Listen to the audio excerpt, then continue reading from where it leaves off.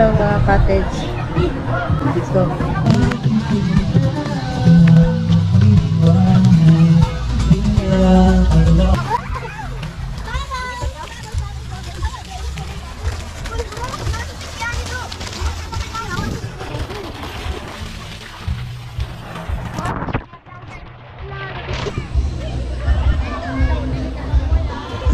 Uyog-uyog man.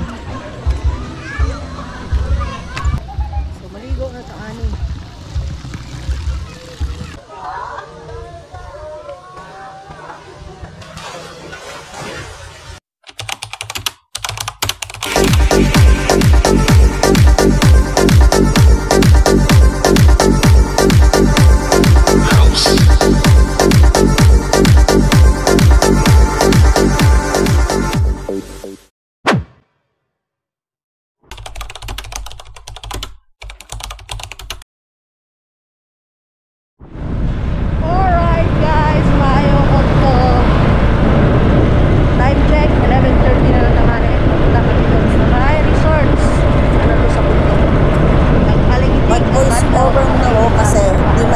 Boses ko dahil malayo yung GoPro at wala kong gamit na mic.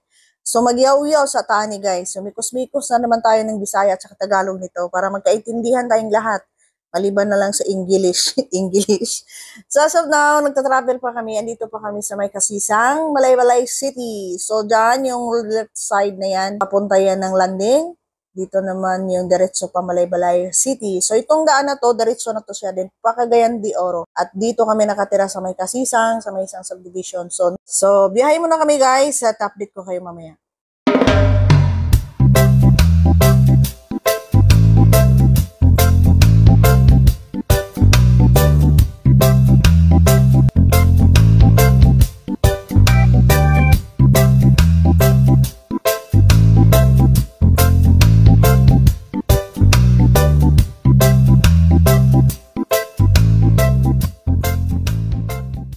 Di jud matabang og di na ko voice over guys kay kusog kayo ang hangin, mas kusog pa sa kong tingog. Dito na kami sa Malaybalay City proper. So ito yung park sa Rizal Park ba yan?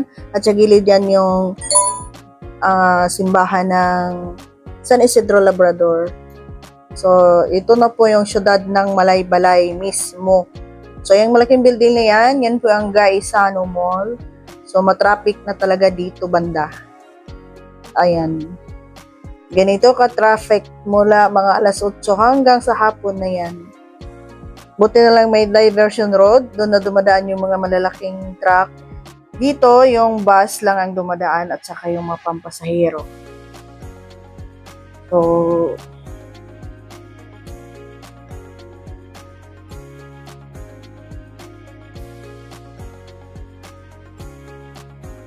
ayan, dahan-dahan ng biyahe. Kasi di pwedeng magmabilisan ka dito. Talagang matraffic. So, ito yung Malaybalay City proper na po siya, guys. So, ito yung sentro ng Malaybalay. Hindi talaga siya patag.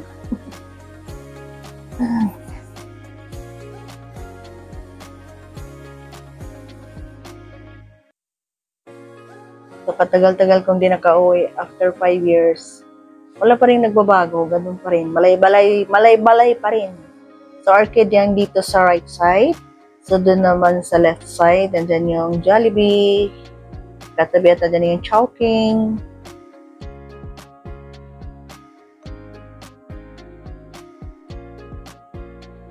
Saka itong left side na building, guys, yan yung Citas at yan siya dati. Diyan ako lagi namimili ng mga accessories. So, dito yung BSU, Bukso na ngayon, Bukidnon State University. So, dyan nag-aaral yung dalawa kong anak. Tapos, ang katabi nitong Bukso is National High School. Bukidnon National High School. Ito yung main. Ito banda, dyan magkatabi lang sila. So, itong daan na to guys, dire-diretso na to siya papuntang Cagayan de Oro.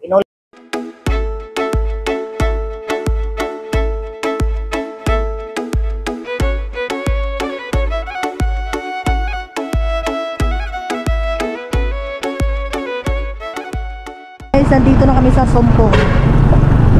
Tuti kuya kaya ang init.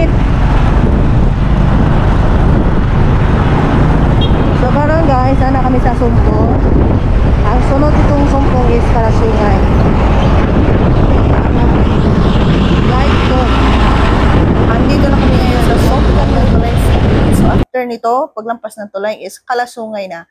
So doon kami banda pupunta, doon banda yung pupuntahan namin yung resort.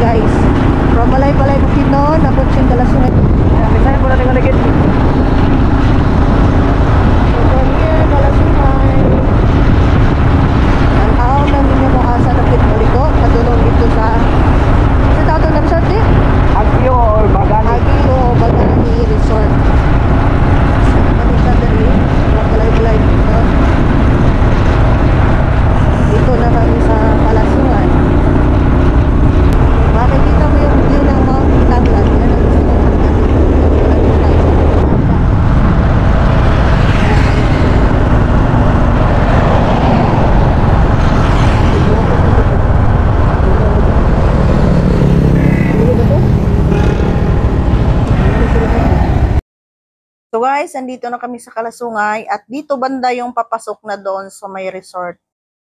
Mga kahoy, maraming kakahuyan. So ganito talaga dito sa Malaybalay. Mga puro makikita mo dito mga puno, maraming mga tanim dito na pine tree. Lasang ba? Sa Bisaya pa lasang. Lasang dyan yung area. So mura ni gitawag ng syudad na lasang. Kasi kasagara syudad, yung sinasabi nilang syudad is dagat, ganon. Dito, ganito yung Malaybalay Sea. So, tuloy-tuloy mo na yung biyahe dahil medyo malayo-layo pa yung pupuntahan namin.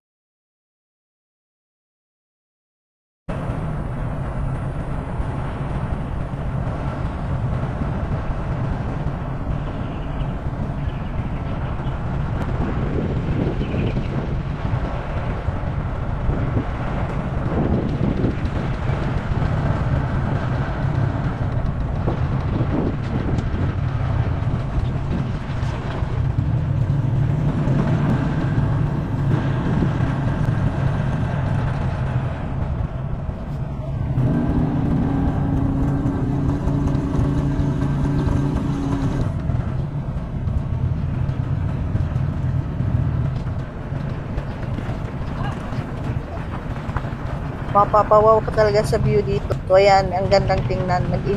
Nakaka-enjoy, nakaka-aliw. Alam mo saan ako nag-enjoy itong biyahe ng ganito. Talagang adventure na biyahe talaga to siya guys. Yan yung dadaanan. So kung pupunta ka sa Bukidnon, ganito talaga kadalasan madaanan mo. Kaya tinatawag tong Bukidnon eh. Kasi puro bundok, mga bukid-bukid na halos may ikita mo. So, napakalamig yung klima, kaya malamig dito. At medyo malapit-lapit na daw kami sa swimming pool. First time ko kasi pumunta dito. At nasa sulok talaga siya. From the highway, yung lumiko kami kanina. So, ito yung madadaanan mo.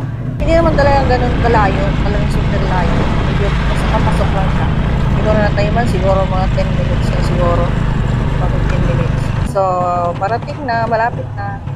So, may mga bahay din dito. May mga hacienda rin dito. Yung makikita mo sa mga gilid-gilid, may mga malalaking bahay din dyan. Siguro mga mga bakasyonan yan ng yayaman.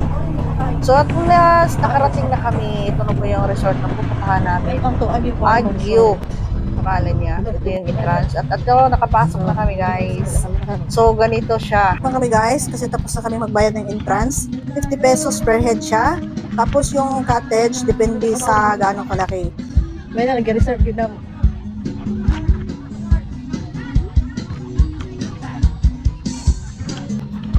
Ito yung parking area nila, malawak siya. Malawak. Tapos, dito kami banda sa taas at pinareserve ko na itong cottage kasi kung matanghali na, mapupuno na talaga siya. Wala nang bakante. Ano lang dito, super ganda yung view kaso lang mainit siya. Pero pag nandito ka sa cottage, napakalamig kasi sa taas nito puro kakahuyan siya. So ito yung nireserve ko, 350 yata yung binayaran ko nito, yung linya na yan. Tapos yung doon sa baba naman, yan yung malaki na yan, medyo mahal yan, 1,000 ata. for 1.5 ako sure kasi nandyan yung video kaya isang malaking pamilya kung may mag-birthday ganun. So naman dyan sa baba 500. Maganda siya guys, napakaganda yung view sa palibot kasi talagang nakaka-relax siya. Ganyan ang makikita mo at nasa taas ka. Sobrang nakaka-relax, nakaka-refresh at kahit mainit yung nasa sa cottage ka kasi yung hangin niya is malamig. Ang ganda ng ambience talaga dito.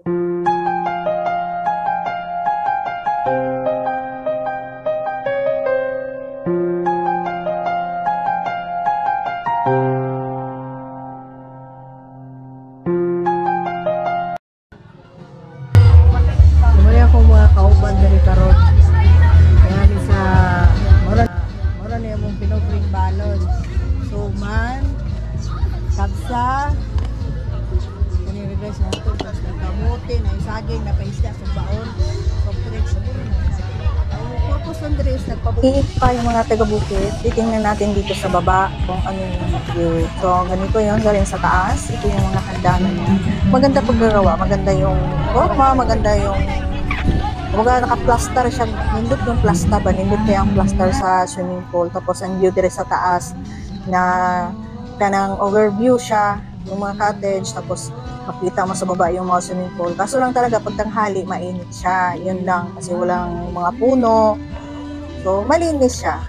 Yung mga daanan at saka ganito yung sa palibot niya. Kaso lang yung swimming pool guys, dito lang ako medyo na kasi nag-yellowish na siya. Siguro, di ako sigurado kasi ito, malakas to nung kasagsagan ng pandemic. Kasi ilang taon na to siya, 2024. So, almost mga 4 years na, siguro mga 4 years na. So, first time ko talaga nakapunta dito. So, ganito yung makikita mo sa paligid niya. Ganyan. Maganda pagkagawa. Saka, yung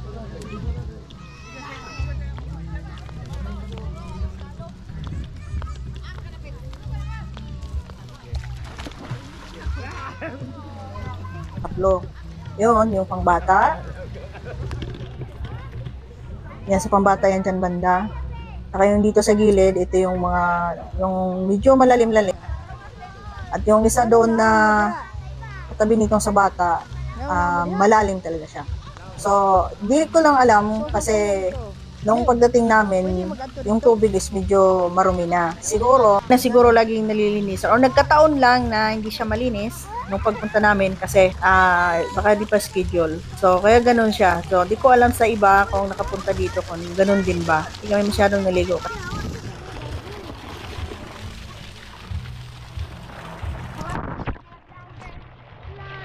Hello guys! Taga-asa mo!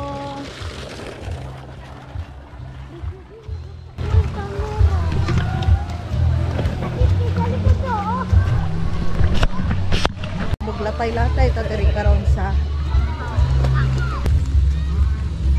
latay ta diri sa kuan. Dagan mga balawasan diri.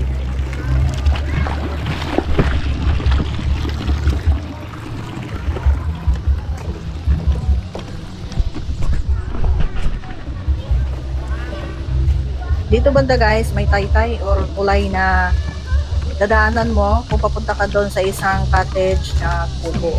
So medyo marupok na siya, sa Bisaya pa medyo kabuk na kay may dugay na lagi ni siya kasi giulan init. So nindot siya. Maning akong video ay so before and after 2024 ni siya. So sa una nindot ko siguro ni siya tan-awon. Maganda siguro to dati. So yung may mga video, yung mga nakapunta na dito, yun yung before. So yung vlog ko ngayon is after after 4 years. So, ito na yung makikita mo. So, ito na yung update dito sa Aguio Farm Resort. So, yan ang makikita mo. So, sayang to dito guys. Maganda sana papunta doon. Dahil na siya dairy cottage. Pero, wala na siya dipagamit. So, balik na siya guys. Maninay kami. Kay Buslo. Mabulasyot. Uyog-uyog man.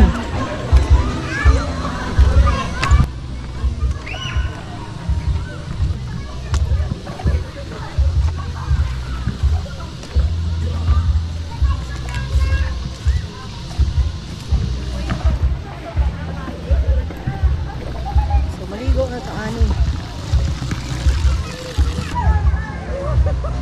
Ato ka dito. Gerald.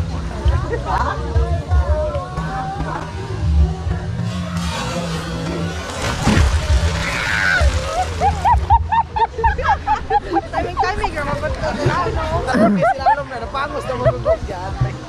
Tiklupan ka, ano? Yana, wala, ano na? Magsama na kong dive, Amot ba eh? Di na ba maklaro sila alam mo? Nga, mag-isimbol na mapahugsan na rin ba? Yeah.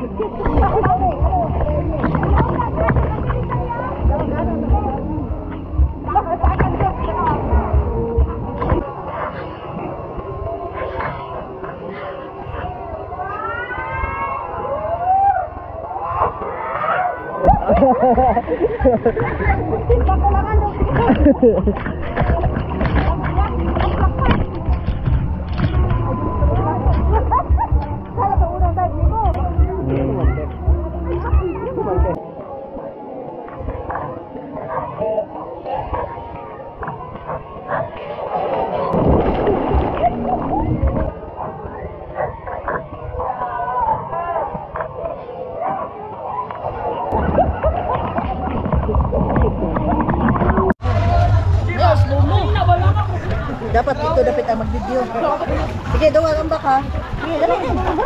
Kami ang lugar na kuya. Video. Ikaw ka malugaday? Hindi na lang ito. Saan ka na? Dito malugaday? Sige, Rani, sige. Sige. Sige. Waka, waka! Doon na na. Doon ka naman. Sige, go.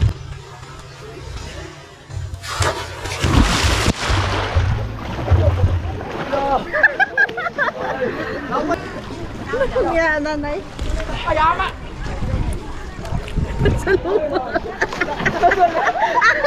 Nagsalo.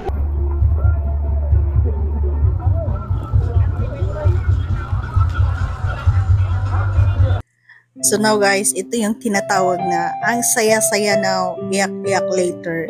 Yung buhay ng isang OFW. Minsan mo lang makasama yung pamilya mo. Minsan mo lang makasama yung mga anak mo, mga kapatid mo. At hindi nga kami kompleto dito kasi nasa malayo sila at may mga trabaho din. Tapos, babalik ka ulit. Yun ang time na yun na mayak-iyak ka na naman. Yun ang pinakamahirap na buhay ng isang OFW. At saka bitin talaga tong banding namin guys dahil bakasyon ko, nagkasakit pa ako. 1 month talaga akong nagkasakit, ubo, lagnat, grabe yung lagnat. Siguro nanibago ako sa klima, nanibago ako sa klima sa Pinas. So, ayun, ang saya-saya namin. Ganito yung mga anak ko, mga bully yan sila sa akin. Itan lang din naman kami. Kasi kaming mag-ina, para lang kaming tropa, para lang kaming barkada. Hindi kami masyadong showy sa social media. Kasi sila mailap sa camera. Ayaw lang isasali sa mga ganyan dahil mahiyain. Mahiyain talaga sila. Yung kumakanta, nanakawan ko lang yan. Minsan yung tita na ako ipasa sa akin. Ina-upload ko. Mayroon pa kaming mga banding. Hindi ko pa na-upload kasi yun na. Nakakatamad mag-edit talaga yun. So hanggang dito lang guys and thank you so much. Maraming salamat sa lagi niyong panonood. Thank you for watching again and God bless as always.